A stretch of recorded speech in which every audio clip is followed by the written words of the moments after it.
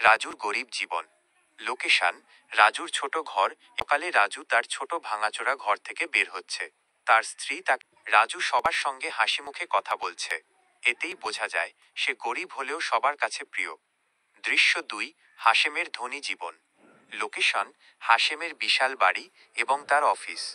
তার বিশাল বাড়ির সামনে এসে নামছে। তার আশেপাশে সবকিছু দামি আর বিলাসবহুল, কিন্তু তার মুখে কোনো হাসি নেই, বরং একটা অহংকারী ভাব দেখা যাচ্ছে। হাশেম তার অফিসের ভেতরে বসে আছে। কর্মচারী তাকে হিসাব দেখাচ্ছে। সে কেবল টাকার হিসাব নিয়ে ব্যস্ত। স্ত্রীর অসুস্থতা।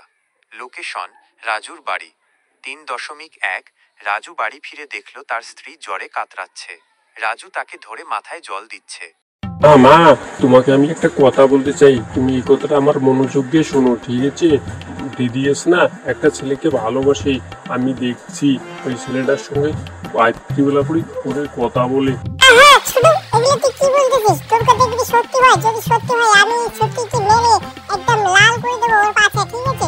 তুই এগুলো যদি সত্যি করে বলছিস, যদি মিথ্যা কথা হয় তোকে আমি কিন্তু মেরে একদম ঠ্যাং ভেঙে দেবো, বুঝতে পারছিস?